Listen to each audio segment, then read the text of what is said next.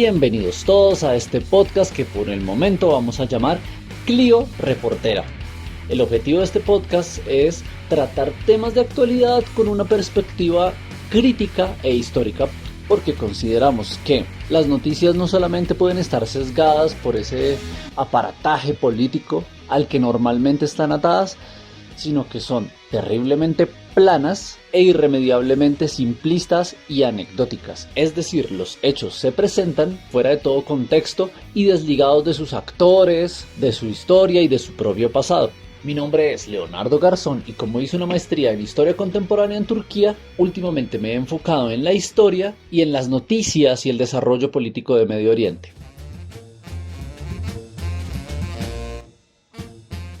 El tema que quiero tratar hoy es el cambio de estatus del famoso Museo de Santa Sofía en Estambul, que pasó de ser un museo a una mezquita.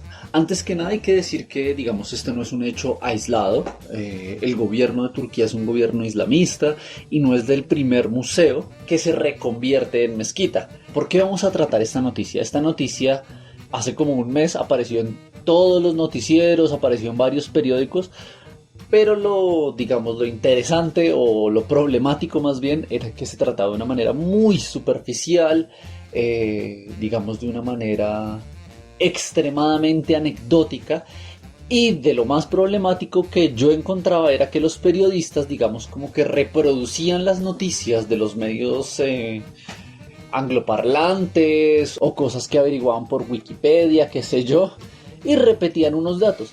Y la verdad yo creo que para la mayoría de las personas aquí en Colombia, incluso tal vez en América Latina, esos datos no dicen mucho y hay que ponerlos en un contexto. Entonces pues eso es lo que queremos hacer. En este audio,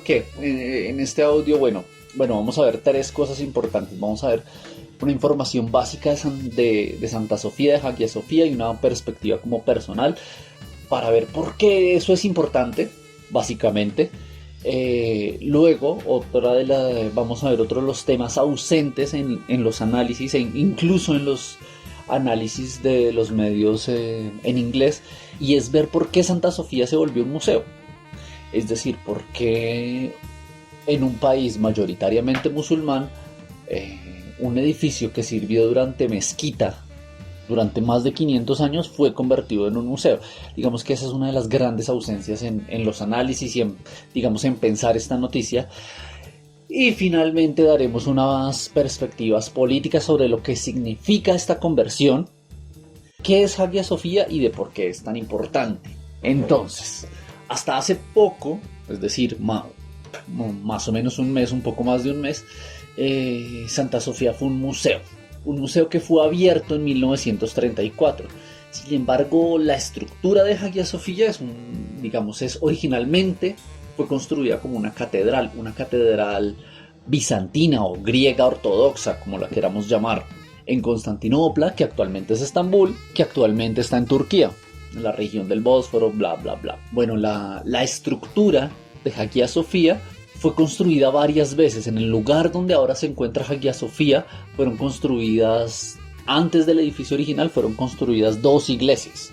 Y la estructura fue construida, la estructura que vemos hoy en día fue terminada alrededor del año 537 después de Cristo, en uno de los primeros apogeos de esa Roma oriental, de esa Grecia cristiana ortodoxa. Yo creo que hay mucha gente que puede hablar, yo creo que hay gente que les puede explicar mejor que yo lo especial que es este edificio, en su diseño original, lo especiales que son esos mosaicos. Sin embargo, lo que aquí sí podemos decir es que es una iglesia maravillosa. Cuando usted va, cuando usted la ve, usted entiende por qué es tan especial. Lo que podemos decir de manera general, y algo que es muy importante, es que durante más de 900 años esta catedral fue muy importante, fue uno de los desarrollos arquitectónicos más importantes, fue un centro del mundo cristiano y del cristianismo ortodoxo en particular, ¿cierto? Entonces, casi 1000 años después, en 1453, los turcos otomanos conquistaron Constantinopla y Santa Sofía pues se volvió una mezquita. Después de esta conquista, Santa Sofía no solo siguió existiendo, sino que al edificio, digamos, el complejo ganó muchos acompañantes. Obviamente los turcos derribaron, los turcos saquearon Constantinopla, sin embargo, Santa Sofía, como ahora como mezquita, digamos que ganó muchos edificios a su alrededor, muchas estructuras a su alrededor.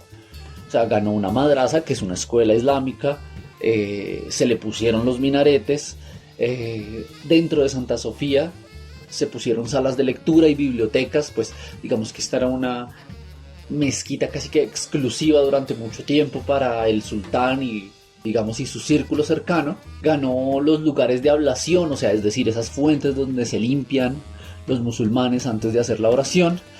Y ya bien entrado el siglo XIX, digamos con un tono más nacionalista, a Santa Sofía se le pusieron esos enormes discos de madera que se pueden ver cuando uno entra, esos enormes discos de madera que tienen los nombres de Alá, Mahoma y de los 4 primeros califas. Una de las cosas que hay que mencionar y que yo quisiera mencionar y que quisiera pensar que es mi aporte a este tipo de discusión es que, digamos, con la conquista turca, con la conversión en mezquita de la Basílica de Santa Sofía, no necesariamente perdió cosas. Cuando uno va a Santa Sofía, o sea, ya mencionamos todo lo que ganó, ¿sí? Y yo creo que eso no es un defecto per se.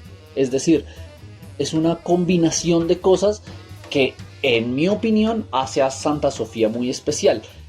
Y para mí, bueno, y otra de las cosas que hay que mencionar es que, digamos que cuando se habla de esto, hablamos como, digamos, cuando se habla de la conquista de los turcos otomanos de Constantinopla, se hace un antes y un después, y se hace como si los griegos hubieran desaparecido, como si la cultura griega ortodoxa hubiera desaparecido. Y tenemos que recordar que los griegos vivieron otros 400 años dentro del Imperio Otomano, especialmente en Estambul. Aparte de eso, hay que decir que los turcos otomanos heredaron muchas cosas de los griegos. Obviamente, yo entiendo de nacionalismos, del imperio, tales, y entiendo que tanto griegos como turcos no vayan a admitir esto, pero los griegos y los turcos vivieron demasiado tiempo juntos y comparten una enorme cultura en común. No solo una geografía, sino una cultura. Bueno, porque la geografía la dejaron de compartir, pero eso fue, digamos, en los últimos 100 años. Incluso cuando Fatih Sultan Mehmed, o sea, el sultán Mehmed, el conquistador que tomó Constantinopla, él incluso tomó títulos griegos como el rey de los romanos, Rum-i Kayseriye, se dice. Entonces, digamos como que desde la enunciación de acabo de conquistar Constantinopla, los griegos eran como, vea, acá también, es decir, yo también empecé a ser un poco griego, ni hablar del mestizaje, ni hablar de otro montón de cosas. Entonces es muy, muy problemático que se separe de manera tajante y simplista, digamos como que un mundo turco y un mundo griego, como si no hubieran convivido tanto tiempo y como si los turcos otomanos, digamos como estado dominante, no hubieran heredado un montón de cosas, les guste o no. Creo que para este caso uno de los ejemplos más claros o más evidentes de esa herencia-relación está en la arquitectura. O sea, buena parte de las mezquitas que se construyeron después de que los turcos se tomaron Constantinopla, digamos, están llenas de elementos bizantinos. De hecho, uno de los íconos de ese clasicismo otomano, de esa época clásica otomana, que es el arquitecto Mimar Sinan, construyó un montón de mezquitas que son evidentemente herederas de la arquitectura bizantina y especialmente de Santa Sofía. Eso solo basta con mirarla, o sea, los domos, los semidomos, la estructura cuadrada. Digamos que obviamente cambiaron muchas cosas, digamos las mezquitas ya no tienen esas columnas gruesas enormes que tiene Santa Sofía, pero digamos como que ese diseño, sobre todo desde el exterior, pues es muy evidente que tiene herencias bizantinas. Bueno, creo que un buen arquitecto les puede hablar de eso, esperemos que coincida con nosotros, pero digamos que eh, a vista es evidente. Igual ustedes lo buscan, ustedes leen un par de libros, ustedes leen la Wikipedia en inglés o 2 y 3 artículos y les van a decir eso. Bueno, es tan así la cosa, cuando usted sale de Santa Sofía o cuando usted llega a la plaza donde se encuentra Santa Sofía, usted ve que Santa Sofía no está sola. Santa Sofía tiene al frente una hermana incluso yo diría que un espejo azul, y es la mezquita de Sultán Ahmed, la que en español le decimos la mezquita azul. Y es evidente que esa enorme y bellísima estructura tiene mucho que ver con la arquitectura de Santa Sofía. Y el hecho de que estén las dos en una misma plaza, en un mismo espacio, y se puedan, digamos, como que ver casi que al mismo tiempo, o sea, usted solo necesita girar la cabeza para verlas, pues digamos, le llena a uno al corazón y le dice, oiga, aquí hay una herencia, aquí hay una historia, es un palimpestus ahí arquitectónico y cultural, pues que para mí es simplemente maravilloso. Es decir, no un defecto, como, oh no, Santa Sofía tiene minaretes, es que la invadieron, es que era nuestra iglesia. Pues aparte que yo soy bastante poco religioso. Mejor dicho, sigamos.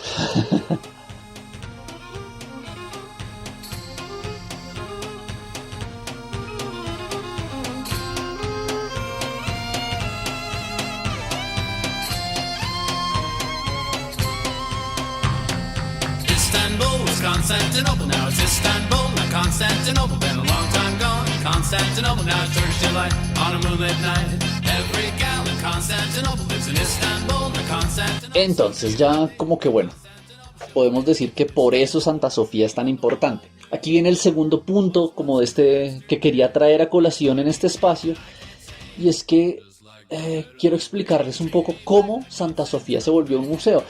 Hagia Sofía se volvió museo en 1934. El Imperio Otomano fue derrotado en la Primera Guerra Mundial y oficialmente se viene a acabar, digamos, con la apertura del Congreso turco en 1923. Y lo que queda de ese Imperio Otomano es digamos, es la República de Turquía, comandada por un exitoso general llamado Mustafa Kemal Pasha. Mustafa Kemal Atatürk, después le van a dar ese nombre. Como les comenté, los turcos y los griegos vivieron mucho tiempo juntos, entonces Grecia decide invadir Turquía porque hay una enorme población griega, sobre todo al occidente de Turquía. Sin embargo, los griegos pues fueron derrotados, a pesar de que turcos, como ya se estaban empezando a llamar, pues estaban muy débiles, pero lograron derrotar a los griegos, lograron expulsar a las potencias aliadas de la mayor parte de Anatolia y recuperaron Estambul. Es en este contexto donde Mustafa Kemal Pasha se vuelve como el líder indiscutido de la nueva República Turca. Eso tiene una historia, eso es complejísimo, vamos a dejarlo por ahí por el momento. Este señor era un modernizador, era un tipo inteligentísimo, estratégico, y el man lo que se craneó para Turquía era un Estado nacional moderno europeo, con todas las implicaciones que eso tiene, ¿no? Un Estado nacional, sobre todo para la época, implicaba etnia, religión, un pasado conjunto, un idioma, tal. Y digamos como que a través de esa formación de la identidad nacional turca, pues Mustafa Kemal se vuelve el líder supremo. Ahora bien, listo, ya siendo líder supremo, tales, Turquía se vuelve una república, empieza a tener senado, pero es una república de partido único, no es una república, digamos, como así súper democrática en el sentido más actual del término, sino que se vuelve una república de partido único, con un jefe único, etc.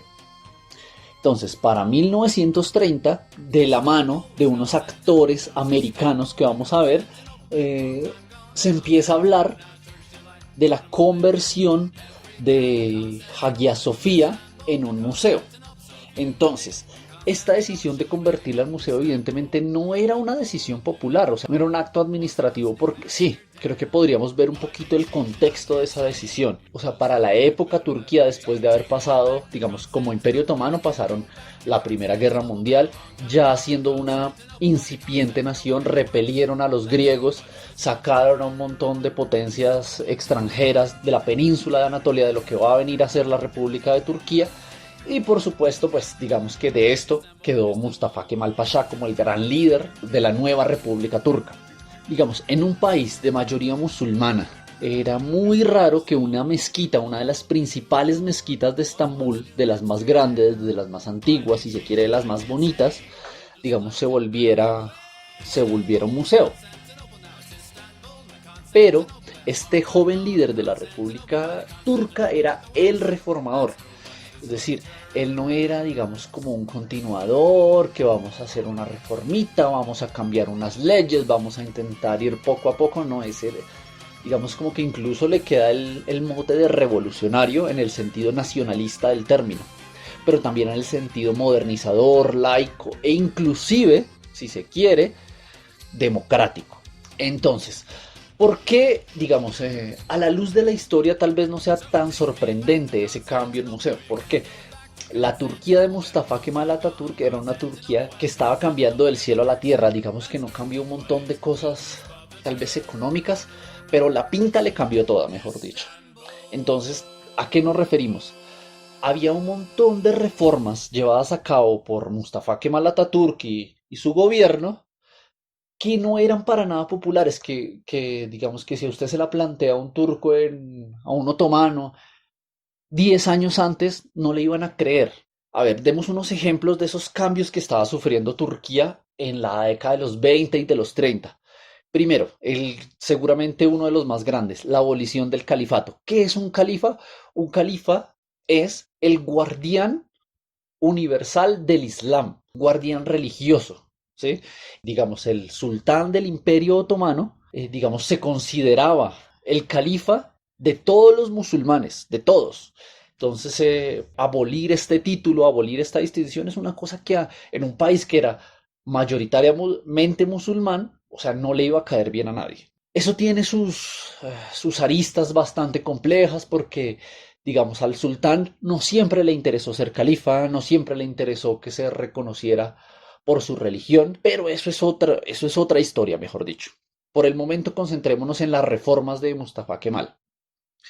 Otra de las reformas, en el Imperio Otomano, los turcos habían escrito siempre con el alfabeto árabe. Y Mustafa Kemal dijo, pues no, vamos a cambiar, primero vamos a simplificar el turco, vamos a sacar muchas de esas palabras persas y árabes que hacen la gramática turca como tan pesada, bueno, pesada para él, no sé para quién, digamos, era un idioma que la gente podía hablar, había una diferencia entre el turco otomano y el turco campesino, qué sé yo, el turco popular, pero otra vez, complejo. Pero imagínense a usted que de un año para otro le digan, no, vamos a cambiar el alfabeto latino y vamos a escribir con caracteres japoneses. Eso es algo muy raro que no iba a ser popular, pero que evidentemente tenía un motivo. Y es que Atatürk estaba sacando a Turquía como de ese pasado otomano, imperial, religioso, y quería llevarlo a Occidente. A Occidente con ese concepto no me lo he podido quitar, pero vamos a usarlo por el momento. Es que no sé cómo decirle más y es un concepto importante pero problemático. Y el otro, el que me parece como que va también acorde, es las reglas de la ropa. O sea, en el Imperio Otomano, las comunidades religiosas, judíos, armenios e incluso musulmanes, digamos, tenían una ropa específica. Si usted pertenecía a la clase religiosa, si usted era soldado, si usted era, obviamente, si usted era mujer, etc, etc. Habían unas reglas de vestir muy específicas. Y Don Mustafa Kemal prohibió sobre todo los atuendos religiosos y el sombrero tradicional otomano, que es el fez, es ese rojito muy pegado a la cabeza, y lo prohibió y dijo que ahora los funcionarios públicos debían usar el sombrero occidental y que los funcionarios religiosos no podían usar la ropa, digamos, correspondiente a su cargo religioso en público y en los edificios públicos, y que lo usaran era, digamos, dentro de sus edificios, lo que era bastante problemático y al sol de hoy es bastante problemático. Bueno, digamos que todo esto de las reformas, del cambio que sufrió Turquía, es mucho más profundo y tiene, digamos, uno tendría que hacer muchas aclaraciones si se quiere ser riguroso en este sentido. Pero es evidente que Mustafa Kemal estaba llevando a Turquía, a esa joven república, por el camino de la civilización. ¿Cuál civilización? Bueno, para Mustafa Kemal solo hay una civilización, la civilización, y esa es la civilización entre comillas occidental: Francia, Inglaterra, Estados Unidos. Es decir, la civilización es esa, son repúblicas, ojalá con senado, hasta cierto punto democráticas, laicas, industriales, Eso sí, la etnia es una cosa súper problemática en Turquía por la cuestión kurda, por la cuestión griega, por la cuestión armenia, pero obviamente en esa visión de Mustafa Kemal, pues la República de Turquía era una república turca donde todos hablaban turco tal, y hacia ese lado se fue. Entonces, Hagia Sofía la podemos meter dentro de ese contexto de civilización, modernización, y pues un museo evidentemente es uno de esos símbolos de la civilización. Tenemos que hablar, obviamente, de algunos actores que influyeron mucho en la conversión de la mezquita en museo. Digamos, para que Hagia Sofía y San Salvador de Chora, o el Kariye Musesi, como le dicen hoy, digamos, se volvieran museos, hay varias personas que hay que mencionar.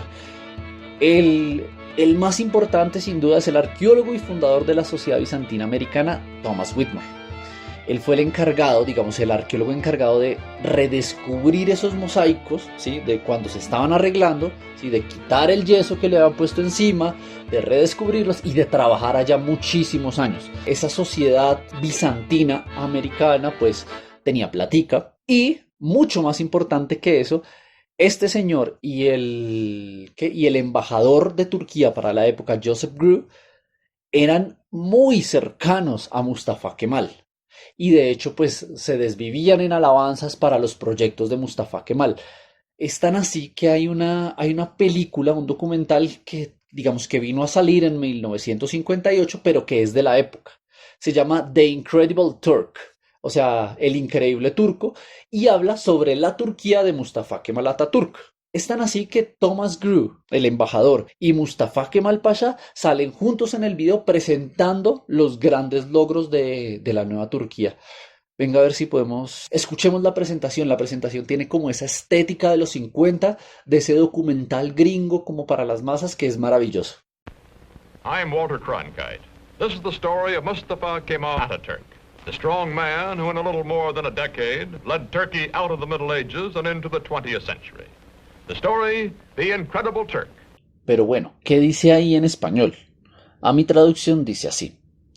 Esta es la historia de Mustafa Kemal Atatürk, el líder que en poco menos de una década sacó a Turquía del medioevo y la trajo al siglo XX. La historia del turco increíble. O del increíble turco. Bueno, así va.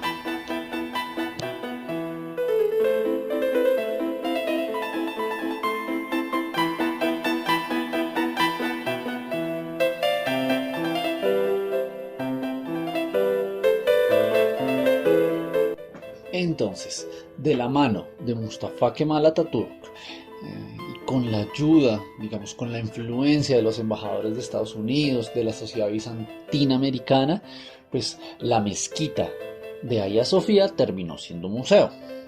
Obviamente esta era una decisión sorpresiva, una decisión que a la gran mayoría de los turcos no les iba a gustar, pero como ya les dije, bueno, eso lo podemos explicar. Ahora bien, a esta sección le quiero poner el facho que llevas dentro. ¿Por qué? Porque con cada noticia, sea buena, sea mala, a mucha gente parece que se le sale ese facho, ese combatiente, ese militante horrible que lleva dentro.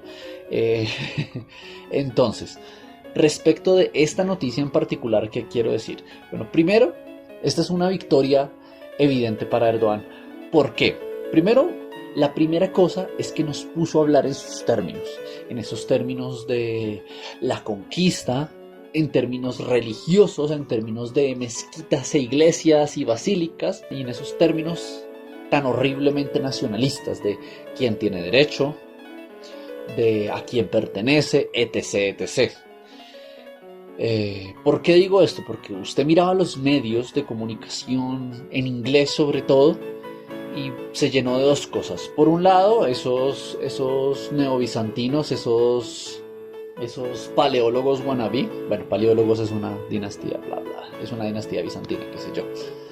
Defensores de la ortodoxia, así, ese caballero cruzado frustrado que llevan algunos dentro, ese helenismo trasnochado, pero bueno. Y por otro lado aparece esa barra brava de Erdogan, esa porra de Erdogan esos que ven TRT World y los canales pro gobierno de Turquía. Bueno, Y era terrible porque salió a relucir ese revanchismo y ese matón que llevan todos dentro.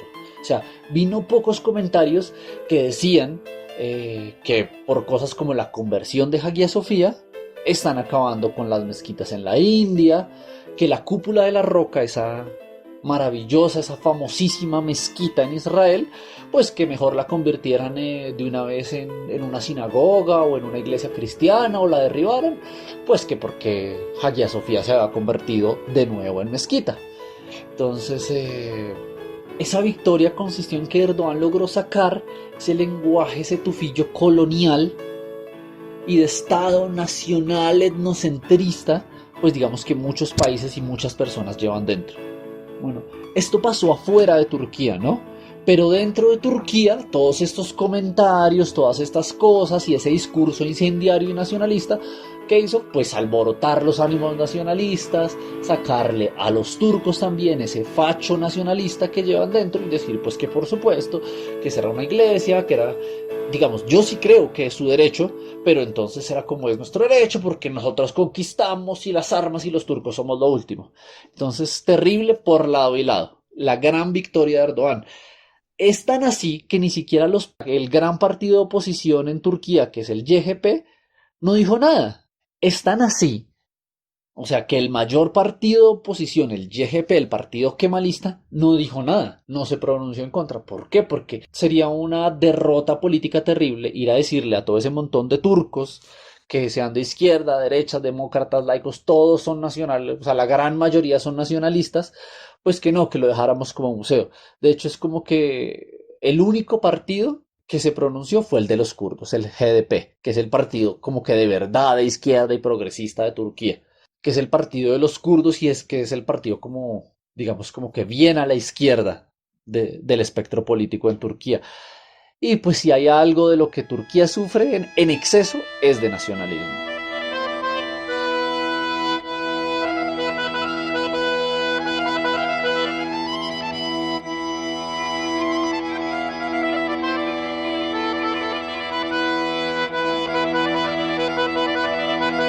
Bueno, eso es como lo que causó el anuncio, lo que causó la conversión. Pero creo yo que el verdadero afectado con esto es el laicismo turco, porque estas decisiones, digamos como que en Turquía hay una cosa y es que esas decisiones, esas grandes reformas hechas por Mustafa Kemal, dentro de ese marco nacionalista, son bastante difíciles de tumbar. Son bastante difíciles de contradecir, porque llega el argumento de que usted va en contra de Mustafa Kemal Atatürk, en contra de las reformas y de la revolución de Mustafa Kemal Atatürk. Entonces es bastante difícil. Pero al parecer está volviéndose más fácil revocar esas decisiones, digamos como pasa con Santa Sofía. Entonces, no sé, la decisión del califato podría ser alguna vez revocada, me pregunto yo. Esa es harina de otro costal. Sin embargo, esta decisión, digamos como que abre la puerta a preguntarse eso y digamos como que, por lo menos para mí, por barato, es una mala señal. También me gustaría, digamos, como para terminar, digamos, lo que sea esto, como hablar sobre los motivos más inmediatos por los cuales se convirtió a Santa Sofía o se reconvirtió a Santa Sofía en una mezquita ahora y no antes. Digamos, hay varios motivos específicos. El primero y el más evidente, y es que esto es una promesa de campaña de Erdogan, e incluso si uno mira desde antes, esto es un tema que se ha discutido desde hace mucho tiempo en Turquía, digamos, en los círculos tanto nacionalistas como islamistas e incluso en los kemalistas, que son como los liberales. Pero ¿por qué ahora? Bueno, hay dos motivos que yo creo que son evidentes, son motivos político, económico, electorales, como le queramos decir, sociales, bla bla bla. Bueno, el primero es la pérdida de esa gran popularidad que tenía Erdogan, sobre todo en el rubro económico. Digamos que los primeros 10 años de Erdogan y sobre todo como primer ministro, la economía turca pasó por un boom económico, un crecimiento enorme, una liberalización, un boom de construcción y un boom de otro montón de cosas dentro del marco económico, ¿no? Sin embargo, uno de los motivos, digamos, por los que Erdogan necesita sacar esta arma ideológica es porque la economía turca viene en una caída desde hace ya varios años. Yo en Turquía viví desde el 2015 hasta 2019, principios de 2020, y es evidente que la economía turca está desmejorando, ¿sí? El valor de la lira respecto al dólar y el valor de la lira, el costo de vida, el empleo, etc. Bueno, el otro de los grandes motivos es que Erdogan en las últimas elecciones regionales perdió muchas de las grandes ciudades, es decir, perdió básicamente las grandes ciudades: Estambul, Ankara, Adana, Antalya, y las otras grandes ciudades que son al occidente ya estaban en manos del YGP. Bueno, entonces Erdogan primero está tratando de recordarle a sus electores que está, digamos, dispuesto a cumplir su palabra, a llevar a cabo su programa islamista.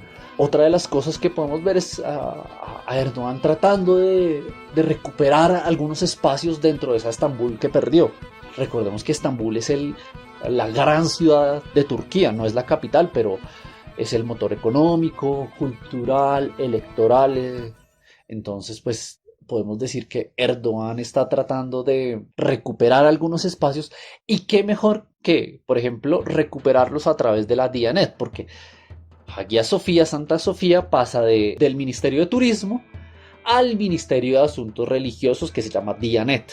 Entonces, pues recordemos también pues que dentro del marco del gobierno islamista de Erdogan, la Diyanet, el Ministerio de Asuntos Religiosos, tiene presupuestos más grandes que el de turismo, que el de salud, que el de comercio, ¿sí? O sea, es decir, así de grande es el Ministerio de Asuntos Religiosos dentro del gobierno de Erdogan, y le están entregando pues la gran joya de la corona, que es lo que era el Museo de Santa Sofía. Bueno, para terminar, digamos que personalmente, ya muy a la opinión, pues para mí es una gran pérdida que el Museo de Santa Sofía se vuelva mezquita. ¿Por qué? Pues porque no es lo mismo ir a un museo que a una mezquita. Las mezquitas son bellas, las mezquitas son gratuitas, las mezquitas tienen su propio ambiente, su propio encanto, pero yo no soy un tipo muy religioso.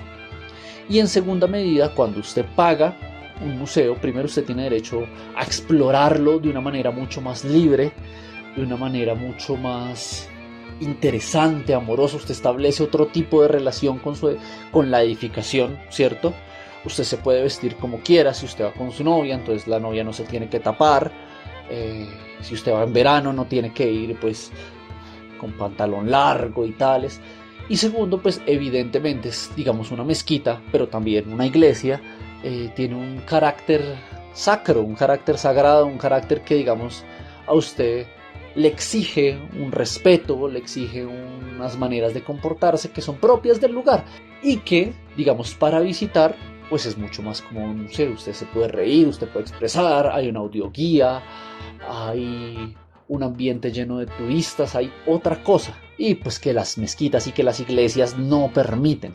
Bueno, desde otra perspectiva, y creo que no se ha tocado mucho, pero a mí me parece importante, en la actual crisis de divisas que tiene Turquía se está quedando sin divisas porque pues no fueron los turistas, porque estamos en pandemia, estamos en el 2020. Quitarles estatus de museo le quita millones de euros a la economía turca, y tal vez eso es algo que, digamos, que Erdogan va a decir: oh, no es importante, a nosotros sí nos importa primero esto y lo otro, ¿sí?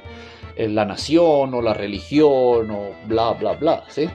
Pero pues usted, al cambiar el estatus de museo a mezquita, pues ya no puede cobrar por la entrada, y le está quitando el empleo y la entrada económica literal a muchísimos, tal vez a cientos de turcos, y está sacando divisas del mercado. Entonces, sobre todo en un contexto de pandemia en el que no hay turistas, en el que la lira perdió mucho de su valor, pues dicen que ya recuperó uno, pero si usted lo mira históricamente, lo único que ha hecho es bajar. Pues es bastante problemático, y aparte, bueno, cada uno cuando va al lugar se lo apropia de la manera en que lo conoció, ¿no? Y conocer a Santa Sofía como museo, pues fue para mí mágico, Y creo que, digamos, ya convertida en una mezquita, pues Turquía pierde uno de esos símbolos que la hacían universal, que uno decía, sí, Turquía es musulmana, es asiática en muchos sentidos, Turquía es lo que usted quiera, pero esto es un símbolo universal, es un enorme museo universal donde usted puede ver la catedral y la mezquita y puede ir vestido como se le dé la gana y puede reírse y puede tomar fotos. Es uno de esos símbolos de una Turquía universal que yo creo que en el futuro cercano pues va a ser muy difícil de recuperar. Y pues eso es un poco triste, pero estas discusiones quisiera darlas en ese marco no colonial, no nacionalista, no sectario que se da a veces, que es como de los turcos son malos, y entonces Erdogan, y entonces acabemos con los musulmanes y la islamofobia. Bueno, yo creo que ya vamos hasta aquí, ya vamos suficiente. No sé si esto lo va a escuchar alguien, espero que sí, espero que algún día. Y gracias por escucharme. Y pues no sé si lo escucha alguien, pero la idea sería seguir con este tipo de ejercicios que me parecen interesantes. Ojalá alguien comente, ojalá pueda traer a alguien y no sea un monólogo, sino sea un duólogo, ¿eh? O un biólogo. Sea, digamos, una charla, sea una conversación, más que yo diciendo lo que quería decir. Espero que les haya gustado y espero que nos escuchemos pronto. Gracias. Constantinople, now Turkish delight.